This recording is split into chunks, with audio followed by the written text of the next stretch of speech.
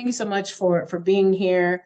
I especially want to thank my great colleagues from the New York League of Conservation Voters Education Fund. Our webinar today is to talk about the benefits related to the Inflation Reduction Act. And this is legislation that will have real-time impact on families right here in the Southern Tier. So just some quick background. So the Inflation Reduction Act was actually passed in 2022 underneath the leadership of President Biden. And this is one of the largest climate investments in the history of our country, with a total of $370 billion in clean energy and climate funding. Now, we've been also making strides here in New York and making investments in the environment and climate change, trying to address that. And so with this historic funding from the Inflation Reduction Act, there are significant tax breaks, grants, credits, and loans that are available to you and your families that can help you to implement energy saving and money saving changes in your home, whether it's appliances, whether it's weatherization. And so at the same time, these things will also help you with saving money on the ever challenging utility bills. And so I am really honored and thrilled to be joined here today by President of the League of Conservation Voters, Julie Teague, and then also Matthew Salton, who is with the League's Voters Education Fund. I want to thank you both for being here and for the work that you do every day on behalf of not only my constituents here in the Southern Tier, but across the state. So to kind of give everyone an overview of the agenda, so we're going to have a presentation from Julie and from Matthew, and then there will be time at the end of the presentation for questions and answering, but please feel free to enter your questions, comments in the chat, and we will go through them, myself and my team, and try to answer your questions accordingly as well. Also, as I mentioned, New York State, we've been making some significant investments in the environment as well. As a state, we've invested about $4.2 billion through the Environmental Bond Act, and that was approved last year by voters right here in New York. And this particular fund makes state funding available to municipalities for major environmental projects. And as we know, state and federal funds are integral to the work that we are trying to do as a state and reaching not only our climate change goals, but also ensuring that working families are seeing reductions in their utility costs as well. And so with that, I'm going to turn it over to Julie and Matthew, and I thank everyone for joining today's webinar.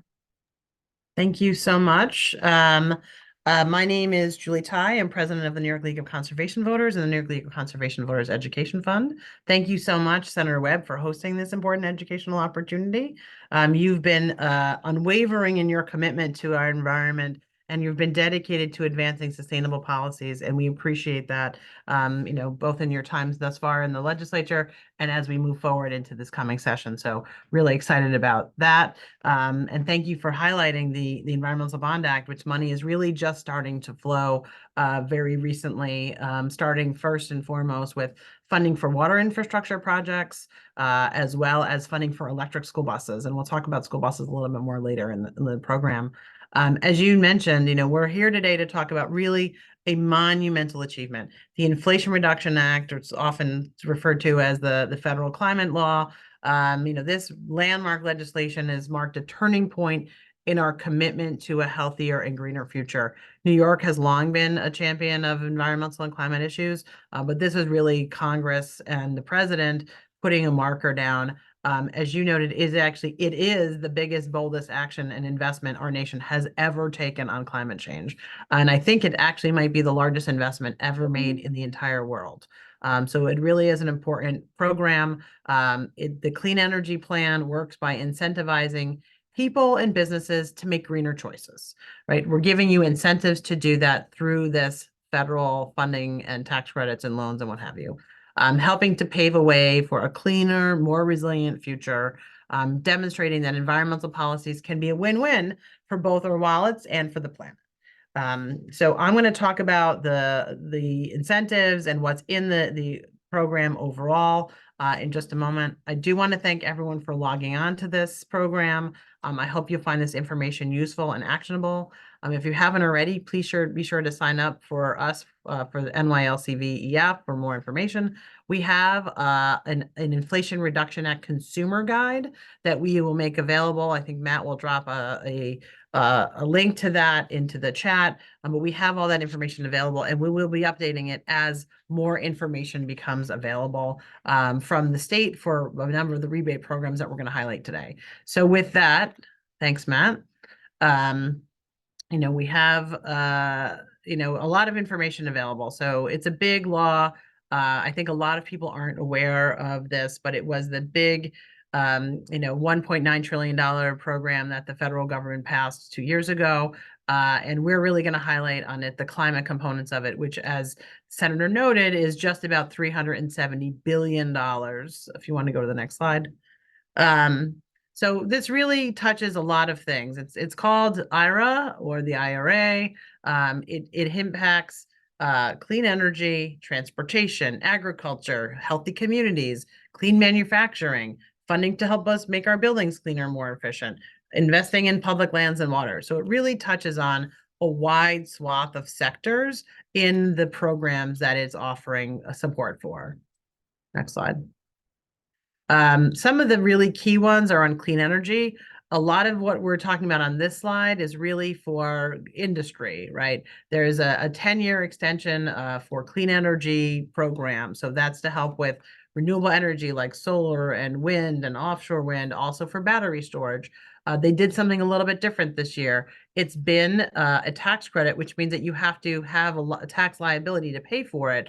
Now they've adopted something new called direct pay, which allows people who are not taxpayers, like the government, local governments, nonprofit organizations, and co-ops, they're now eligible for these programs as well. So that's really exciting endeavor, but it is a 30%, up to 30% tax incentive for the deployment of renewable energy, and that's something that we've taken advantage of. Highlighting here, South Fork Wind Farm is New York's first offshore wind farm. It has started providing wind power on Long Island late last year, and helping us also to support manufacturing, including doing wind turbine manufacturing at the Port of Albany. So we're very excited about the opportunities that these funds are bringing to New York, not sometime in the future, but today. There's a $27 billion greenhouse gas reduction fund that's going to help to catalyze private investment in clean energy. There's an additional 10% for renewable energy and energy storage projects in low-income communities. They recognize that it's more challenging in some of those areas to have funds necessary to do these kinds of projects. So really wanting to try and address low-income communities by giving extra funding and incentives to build in those neighborhoods. Next slide. Transportation, this is one, there's been a tax credit. It was limited before for electric vehicles. Some of the car companies actually reached the previous threshold. Now there's no more threshold anymore, right? You have up to $7,500 tax credit for electric vehicles. It's based on how much of the vehicle is basically made in America and how efficient the vehicle is. So for the first time, we're having a $4,000 credit for used vehicles, as well as the $7,500 tax credit for new vehicles. So this is really to help more people get EVs, and including on the secondary market, since a lot of people are not buying brand new off the lot cars. A lot of people do buy secondary cars, used cars. So this is the first time that there's a tax credit available for that. There's funding available for you to put infrastructure in your home to do charging at home, which is where you get the most inexpensive charging opportunities. So up to 30% of the cost of EV infrastructure for your home, up to $1,000 is available. And in addition, New York State offers up to $2,000 for rebates for new EVs.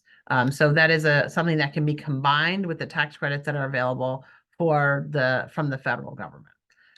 That became available January 1st as point of sale. meaning previously you had to file for that, claim it when you were filing your taxes. Now, when you go to buy a car, you can get that reduction right at the dealership so that they're handling the paperwork. You don't have to deal with that. It will just reduce the price of the vehicle when you're paying for it on the lot. And that's new in 2024. There's also $2 billion in grants to help convert manufacturing facilities to make electric vehicles, because part of this incentives in the IRA is to bring more manufacturing back to the United States for these clean technologies. Next slide. There are some limits for EVs. For cars, it has to be $55,000 or less for you to be eligible for the tax credit. For SUVs, vans, and pickup trucks, which tend to be more expensive, the cap is at $80,000. So it really looks at the model to see how much tax credit is available, or that you're eligible for tax credit at all. It's also limited to income, to not allow for high income earners to be eligible for the credit. So the cap is $150,000 for a single person, $225,000 for a household, or $300,000 for joint filers. So if you make more than that, then you're not eligible for the tax credits, but the majority of New Yorkers are going to be eligible for those tax credits. And again, it's starting at point of sale, and it's based in part on where the battery and some of the other components were made. Trying to again bring that manufacturing back to the United States as part of the incentives here. For used vehicles, we touched on the sale of the vehicle has to be less than $25,000, and the car has to be at least 2 years old, and it can only qualify once for that particular vehicle. So we're trying to get it out there, but it's got to be reasonably put out, and the IRS keeps evolving their rules related to this. There's funding available for medium and heavy duty vehicles. So the IRS provides tax credits of up to 30% for electric, medium, and heavy duty vehicles like school buses or garbage trucks. So that's going to help to incentivize companies and governments to start moving to these other types of vehicles. There's also, from the bipartisan infrastructure law, which was passed a little bit earlier, there's funding for electric school buses as well that are just grants. We've gotten funding for the first round. We got about 184 buses covered in New York State. They just announced at the end of most recently, I think it was just actually a week or two ago, a second round of grants that authorized funding for another 200 electric school buses in New York. And the state of New York has, as I mentioned earlier, has already started rolling out funding as part of the Bond Act. There's a $500 million in total. $100 million of it has already started to become available for school districts to go out, and school bus companies to get electric school buses. So this is a really exciting time as we transition to all electric school buses over the next 15 or so years. There are funding to help support healthy communities. There's a $3 billion block grant called for environmental justice and environmental and climate justice in the state of New York. Our partners at We Act for Environmental Justice are helping the state, local governments, nonprofits, and schools apply for the federal grants that are available. So they are helping. They're a what's called a TIC-TAC. They're a technical assistance center, so they'll be able to help local groups and nonprofits and schools apply for these fundings. So we encourage you, if you have questions about that program, to reach out to their email, which we've listed here is below. It's ejtctac@weact.org. Next slide. So buildings are actually one of the biggest sources of climate pollution in our state. Transportation and buildings are neck and neck. But here we have funding to make more people trained to conduct energy efficiency, to improve energy efficiency of our buildings. We're an old state. We have old buildings. I used to live in Albany, New York, and my house was built in 1853. I can tell you it's not terribly energy efficient. And I'm sure a lot of communities in your district are in the same situation where they're very old and they're not built terribly efficiently. So first there's $200 million to help with energy efficiency job training so that we get workers ready to do the work of making our buildings more efficient. There's also nearly $9 billion in home energy rebates that are available to help reduce the cost of heating and cooling and doing other things that require heating and cooling in your home. So for example, there's funding and rebates for air source heat pumps, for electric ranges, for heat pump hot water heaters, for dryers. So there's new technologies that can be out there that are not reliant on natural gas, that can be much more energy efficient, that we'll be providing funding for. And there'll be rebates that we'll talk about a little bit more. We're expecting them to be rolled out at some point later in 2024. And there's tax credits for homeowners and building owners to make the whole building envelope more energy efficient. So why do we need to move to more energy efficiency, right? We know that if we're more energy efficient, we're going to have cleaner air because we're going to be creating less pollution by doing that. We're going to use less energy. That's going to help save consumers money. We're going to be able to take advantage of these incentives to help people get new appliances. So you'll be able to upgrade the appliances you have in your home and get assistance from the federal government to make it less expensive to do that.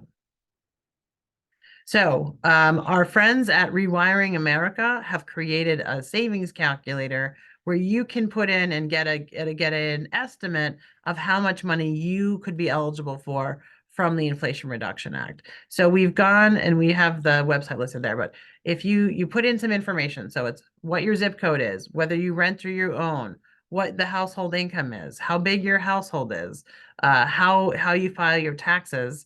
And so then you can calculate it and they'll give you an estimate. It's not 100% precise, but you can get up to $14,000, which is up to 50% of the cost of various projects that you're doing, including $9,000 in tax credits, on top of that $14,000, as well as helping you reduce your energy savings cost by over $1,000 a year. So these are all estimates. That would bring a total of incentives of about $23,000 if you took advantage of all of the things that you were eligible for under that program. So briefly, just want to point out there are tax credits and there are rebates. And I touched on this a little bit before, but tax credits are only eligible if you owe taxes, right? If you don't owe anything, then you don't get benefit from the tax credit. So right now, like some of the programs that are available are like the car tax credit. That is where you claim your tax credit to reduce the amount of your federal tax bill. Rebates, on the other hand, are given regardless of whether or not you owe taxes. They're handled very often at the point of sale. So if you buy an electric car, again, the state of New York is providing you with a rebate, and there's actually rebates for a whole bunch of other things that are coming again later this year that we'll get into in just a second. But they're two different programs. So things that have tax credits, right, and they're all available now, right? You don't have to wait for them. They're already eligible. They were eligible in 2023. So if you purchased, if you got battery storage at your home, for example, you'll be able to file on your tax credit, on your tax filings this year, a 30% credit, to reduce the amount of tax liability you owe overall. There's a tax credits if you do geothermal in your home, for new electric vehicles we talked about already, rooftop solar installation, heat pumps and air conditioners and heaters, heat pump hot water heaters, weatherization, electric vehicle charging, and electric panels. And some of them are percentages, some of them are hard dollars. So it all depends. There's nuanced information available on each of those items on the Rewiring for America tax page. The rebates that are coming, these are something that the state of New York is administering for the federal government. And so we're expecting this to come out later this year.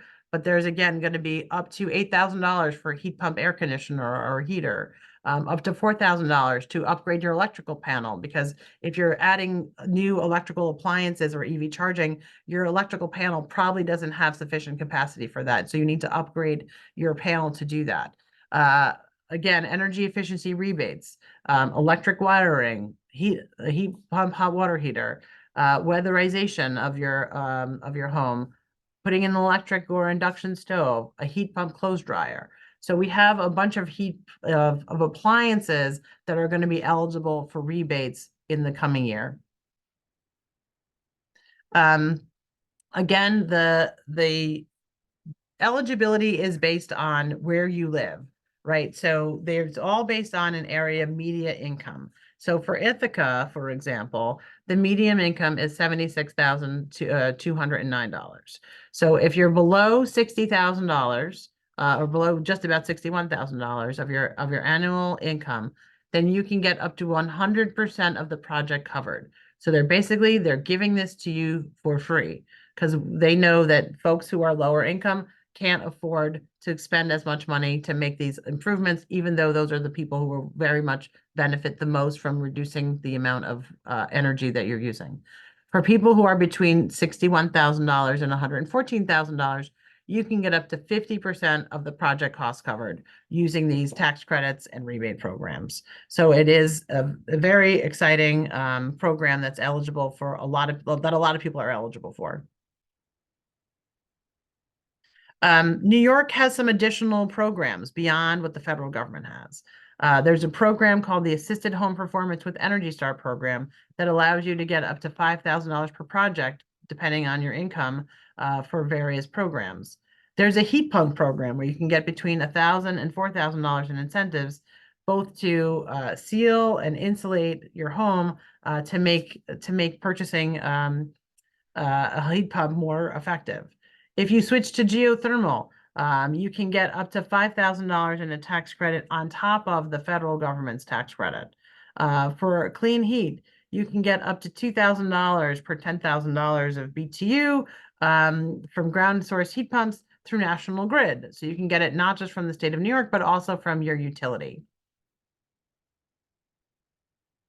As I mentioned, we've developed a guide that lays out the various projects that are available, how much money you can get for the various programs that are out there.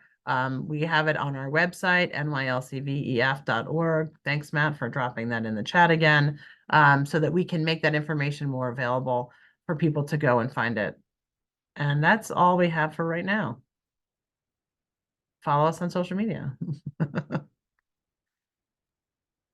Thank you, Julie, so much for the presentation. We do have a question in the chat. So again, if there are other questions, please put them there. This question is from Wendy Alberg. Any news about when rebates will be available for electric vehicles? Matt, you want to take that? Sure thing.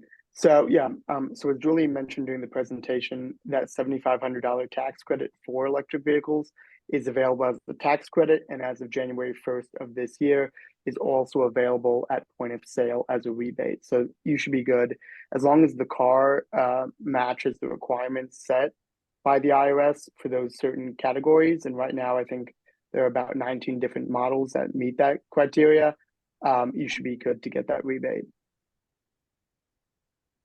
Okay, thank you so much for answering that.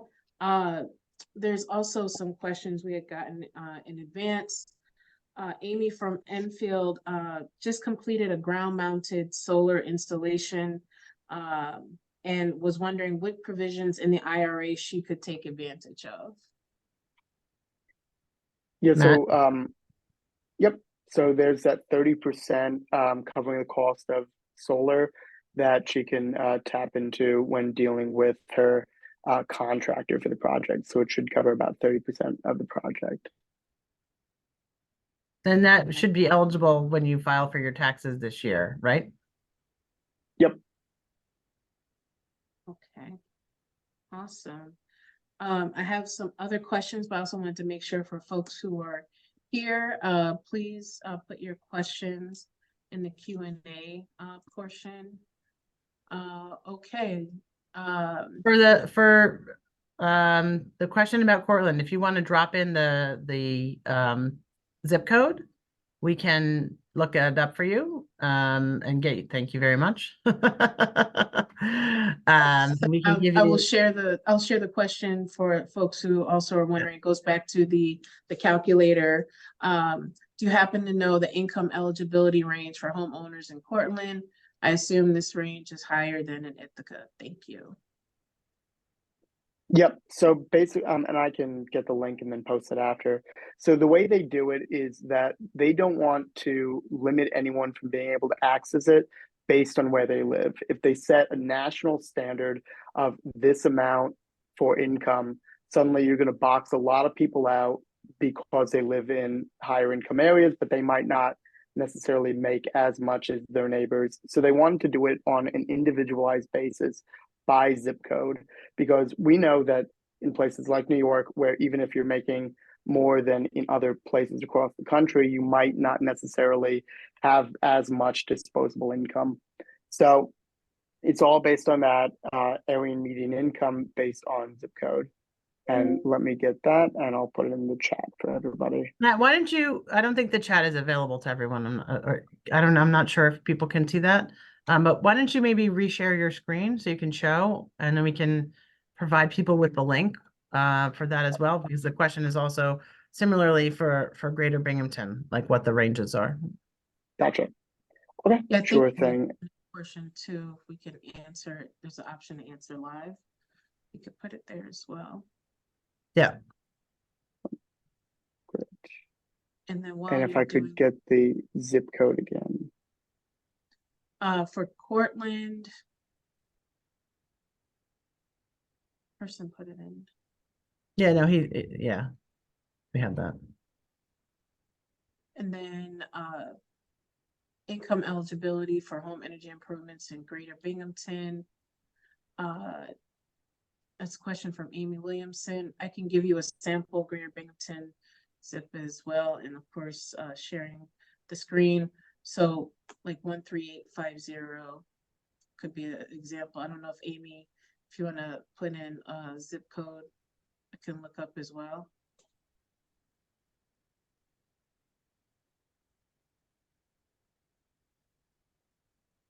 I also see here in the Q&A, also from Bo Harbin. Bo is also a county legislator in Cortland County. So Cortland County is in the process of modernizing the heat and cooling for our county courthouse. To whom should the county reach out in order to secure additional IRA funding beyond what was secured by New York State Assembly Member Kellis? Thank you. So this is going to be like the direct pay programs are coming directly from the IRS, right? So that's where you can go. There is information available about the various tax credits on the IRS's website. I think that's the main place where you would try to go for that. And maybe maybe Matt, you could say out loud what these ranges are. Yeah, so I can't get the ranges just like that. Thank you. Basically, folks need to put it in because what it does is the lower range is from 80% of the area median income. So to calculate that, you look it up for that zip code, and then you have to do 80%, and then the higher end is 150%. So the easiest way to look up for your individual circumstance is just to go on and Rewiring America's calculator will do it for you. Okay. And Matt, you put the link to the calculator in the. Yep. So I answered a question with that, and yeah, I don't believe I can just put it in the general chat. Yeah, So I can just kind of send it. I don't know what the people can see on the back end, but in the answered questions, there's a link in a response to Amy Williamson. Yep. And yeah, Amy's inquiring about Johnson City 13790. right, which again, same thing. We like you have to go in and look on the website. Okay. We have a few more questions too. Thank you, Amy and Bo and Wendy, for your questions. Did we get the question from Wendy about federal rebates? Oh, yes, we already answered that. Yeah, we did. Yep. Okay, so John from Cortland is wondering what New York is doing to build up our electrical grid to make us ready to meet our CLCPA goals. So on that front, the state of New York has committed by law, right, to get to 100% clean energy by 2040. And there are a number of different subcategories within that, including getting to 9,000 megawatts of offshore wind by 2035. By getting, it was 6,000 megawatts in law, but it's been increased to 10,000 megawatts for distributed solar. And so the state has under contract about 75 or 80% of, or they did have under contract until recently, for renewable energy projects between both land-based wind and solar and offshore wind. Because of some concerns related to, how long it takes between contracts being awarded and when they're, going through permitting and things like that, and what happened with the inflation, internationally. There has been some cancellations of some projects, but the state is right now getting ready to receive awards or applications for offshore wind projects so that we can get back up to what we need to, because we had in the fall we had about a little over 8 gigawatts of offshore wind under contract. And I mentioned that first project is already spinning. Not all the turbines are complete and on board yet, but half of them are, and they are providing energy already for Long Island. And then onshore, there's a slightly longer process, but there is a new competitive bidding process that's happening, that will be happening shortly, where project applications are going to be due this spring, and then they'll be awarding them also relatively quickly after that, which would put us on very good standing to reach those goals. One of the things that's in the governor's budget this year is a proposal that would help streamline the transmission line permitting process, so that there's still opportunities for public input, but it's there's more tighter timeframes, because right now it takes between 3 and 7 years for transmission lines to be able to bring the energy from where it's generated to where it needed. And so we're trying to expedite that process while making sure there's appropriate local input on the various programs, and trying to encourage upgrading existing transmission corridors so that's less impact on the environment at large to move those along. And there's a lot of work being done on battery storage to get more battery energy storage out there. So we have a ways to go. There is a path. The energy part is the easy part. And I think right now we're starting to look much more robustly at buildings. And last year the state passed a law that requires all new constructed buildings to be, fossil free. After a certain time period. It's earlier for smaller buildings. I think it's 2026, and I think it's 2029 for larger buildings, which is, I think, 7 stories or greater. I'm not gonna lie, I don't have the precise numbers right off the top of my head on that one, but that was big for new construction, and we're starting to look at what can we do for existing, right? We really need to make all these buildings much more energy efficient, because we won't need as much energy if we're using less energy in the first place. And I think, there's a lot of work to be done on that, including making sure that when we're building out transmission lines, for example, that we're also accounting for the fact that, in 10 years from now and 20 years from now, there'll be many more electric vehicles on the road. There'll be many more people relying on electric for heating and cooling. And so building it now, knowing that it's coming in the future, so that we're not having to go back and build it twice. So trying to factor some of those things in as these projects move forward, while being very mindful of keeping an eye on ratepayer impacts. So I think that is a delicate balance that the state is trying to measure. And I would also add, just in the area of battery storage, I know right here in the Southern Tier, we have some great higher ed institutions that have been making some really outstanding breakthroughs as pertains to not only battery storage, but also, with the lithium ion battery, most certainly through Professor Whittingham, who won the Nobel Prize for his efforts around batteries as an example. So there's also things happening right here in the district that we can most certainly be proud of, but also projects are being worked on as well. I see another question from Wendy. is the $2,000 rebate for electric vehicles from New York State funds or federal? I can't find info on irs.gov for rebates, only tax credits. So the $2,000 is from the state. So you can get that on top of the up to $7,500 from the federal government. So they have that rebate, like it depends on the car. Again, it depends on the price of the vehicle. You know, I got a Tesla, it was too expensive, so I got a $500 rebate as opposed to if it's less than, I forget what the threshold, if it's 50 or if it's 55. It must be 50, I think. But if it's less than that, you can get $2,000 in rebate. So there is that opportunity. And again, you got it on top of the federal government's tax credit. Yeah, which is and that 7,500 is a tax credit, but right now you can access it at point of sale as though it were a rebate. So they might not have language up on the IRS right now to reflect that because it's very new, but that's what was written into the law. Okay. Great. A few more questions. Mary in Johnson City is curious about what resources are available for low income folks to get a heat pump in their home.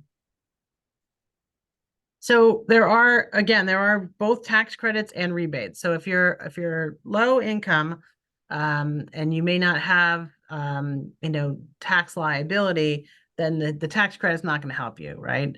That is a restriction in the statute. Although Matt, you can correct me if I'm wrong, but there are going to be rebates that the state is going to make available for heat pumps later this year, that are going to be, I forget, and I don't have it up on front of me here, but up to $8,000. We're Yep. making that $8,000. Okay, great. Yep. And there's also the state offers some support, yes, in this one. Yep. So then there's also the $5,000 through the utility. Right. So you can get funding from, potentially from, is this National Grid or is this different territory? Who's your utility provider? Well, we have National Grid in some parts and other parts it's a NYSEG. NYSEG. Okay. So you have to look on, you have to look at what your utility offers. All the utilities offer different programs, but they all offer programs to help with more energy efficiency. And sometimes that could be, by the way, the state offers, you can have an energy efficiency audit done on your home to make that, to help you make decisions about what's available and what would make the most, get the most bang for your buck. Very often insulation first. Absolutely. Yes. When I worked in government, there was a terrible hurricane after Hurricane Irene. We went into Schoharie County and we were helping some of these buildings, clean up after the storm, and they were insulated with newspaper, right? So homes from like the 1800s. So it's not efficient. So very often, you can have that insulation keeps your house cooler in the summer and warmer in the winter. And it's definitely one of those biggest bang for your buck pieces. And that, again, there's funding available for that from the Inflation Reduction Act. Okay. Thank you, Julie. And then just circling back with regards to electric vehicles, federal rebates for electrical vehicles, any news on where things are at with those being available? Yep. So that's the same thing in terms of that $7,500 credit is available at point of sale. So when you go to the dealership, it is as though it were a rebate, where you will get that price off. You don't have to then go file it on your taxes. If for some reason someone didn't get it at point of sale, what could be done? Would they have to just go back to the dealer and, have it remedied, or? If it's pre 2024, it was not eligible. It was not available. Right. Okay. So you can't go backwards on that. Okay. And that was Wendy's question with regards to federal rebates. Yeah. Okay. We have another question. Janice in Lansing is wondering about electric vehicle incentives. This seems to be a very popular topic. Will these last for a number of years, or is it important to act quickly? Yeah, so I'd say, actually, no, it's not important to act quickly on this in terms of the funding element from it. So right now, this funding is available. You can get your car with this rebate at the point of sale or through the tax credit. And this funding is through 2032 by statute. But the nice thing about it is that sort of the longer we have it on the books, the more that car manufacturers are taking notice of it, and they're going to change their practices to make more things in America, and then more cars will actually benefit from it. So right now, there are those 19 models that are applicable to those amounts of funding, so you can get that discount on it. But then again, as we wait, more cars are going to be made, and they're going to qualify for it, and suddenly we're going to have a lot more options for it. And there's linkages to vehicles being made by union workers and to where the batteries are manufactured. And so there is a lot of work being done to manufacture batteries, in particular in the United States. Okay, and I have one more question. So this comes from Mike in Ithaca. Can I do an installation myself and take advantage of these incentives, or are there specific installers I am required to use? Yeah, so there are going to be a number of contractors that sort of go through the process to become eligible for receiving these things, and they have to go through different apprenticeship standards and labor agreements and things like that. So it will be done through those contractors. So no, you can't do it yourself. That's sort of So the no home improvement enthusiasts. Gotcha. But again, like the appliances are going to be rebates. So that's, you can get the appliance if you want to install yourself. Obviously, installing it yourself is cheaper if you're able to do that. To do some of this other work, you will need to use a contractor that's certified.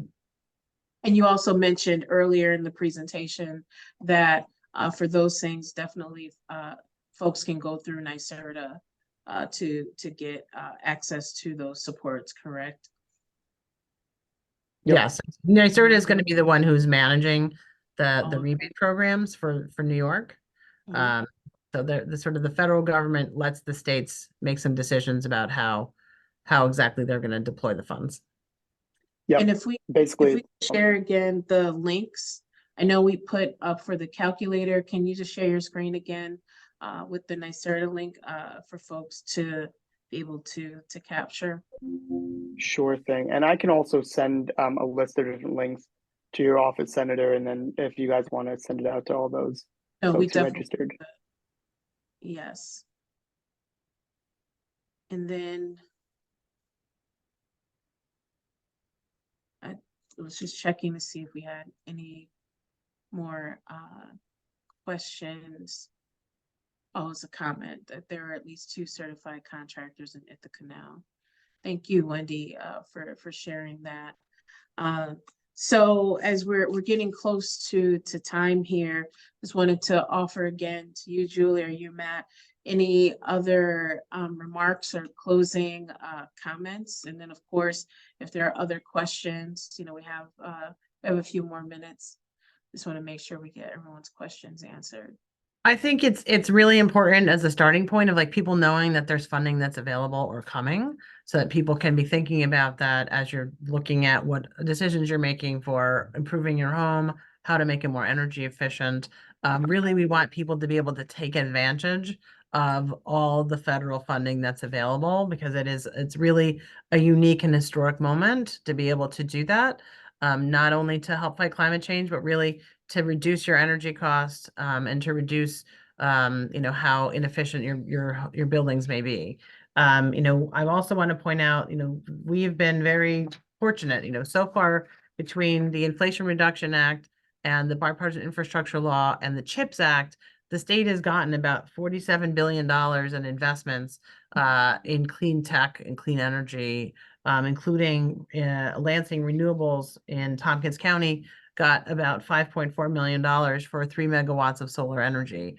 So it's hyper local, but we've seen, $2 billion for clean power coming to New York, $547 million for biomanufacturing, $2 billion for clean energy manufacturing, almost $700 million for EVs and batteries, and $41 billion for semiconductors and electronics. As you all have heard, Micron is obviously getting a huge chunk of that to come to Syracuse, and the surrounding area will clearly benefit from that. So it's exciting to see all this investment coming, to the United States for helping us to transition to a clean energy economy. And Matt, did you have any additional comments you wanted to share? No, I think Julie got it. Okay. And Charlene is asking about resources Yeah. being printed somewhere online. Mhm. We have a guide called an IRA consumer guide that we can make available. It's on our website, nylcvef.org / hold on, Matt, you put it out there somewhere. IRA-guide, very subtle. And we're going to be updating that. NYSERDA has information on its website. That's nyserda.gov. I think that's our website. And then the IRS has information also available about the tax credits. It is complicated because there's a number of different federal agencies that have this information available to them. And that's why we wanted to put the consumer information into one place for people to help them find, at least starting where the resources are. Again, our friends at Rewiring America have resources that you can help to help find as well. So there are a number of places where this information is available to try and get more people to be taking advantage of all the credits that are available. I do think, to your point about the certified contractors, I think they're going to start selling to their customers that they have these credits available to them to help them sell their wares. Yes, for sure. One of the other important pieces with this work, and thank you so much, Julie and Matt, for the very informative presentation. It is when you start hearing, 47 billion, 2 billion, 300 million, right? These figures for folks who are here, but also will be watching this later, a lot of questions will be, what does this mean for me in real time? And so I think it's important that as we continue to take advantage of these great policy advancements in the environmental space, but also significant financial investments, it's really important that we stay connected. And so again, I would encourage folks to, reach out to my office most certainly, and of course, reach out to Julie and Matt at the Conservation League of Voters, because it is very complex, but we are here to try to, as I often say, clear the mist of these great initiatives and policies to really help folks connect in real time with these great and necessary resources. Another thing that I would be remiss if I didn't lift up in this moment is that all of these investments also lead to really great paying jobs and opportunities for economic advancement. And we know that continues to be a challenge for many folks in our communities here in the Southern Tier, but across the state. And so I think we're at a really opportune time to not only continue to work on addressing the ever-growing challenges of climate change, but also really provide a much better way for economic advancement and a more equitable way for economic advancement for many families and small businesses, most certainly here in the Southern Tier and across the state. And so again, I want to thank you, Julie. Thank you, Matt, for the great work that you do at your organization. I want to thank everyone who tuned in today on your lunch hour, if it is your lunch hour, for this important conversation. I want to thank our teams for pulling this together. And I will just, emphasize again, if you have any questions or concerns, however we can be helpful, please reach out. And I hope everyone has a great rest of your day and has a great weekend. Thank you. Check and see if there was another question. I saw something pop up. Yes, this is important. Will this Zoom presentation be available later to rewatch and share with others also? And the answer is yes. And Julie, you just want to share again how folks will be able to rewatch it? We're going to post it on our YouTube page, which is youtube.com/NYLCV. And we'll push it out through our listserv. I don't know if you are able to do the Oh, same. yes, as we'll definitely do the same. Oh, yes, we have a YouTube channel. Perfect. Yes, so we will do that. Thank you, Charlene, for your question, everyone for your questions, your engagement. And we look forward to continuing to do the good work. Thanks, Yeah. everyone. Thank you. Thank you.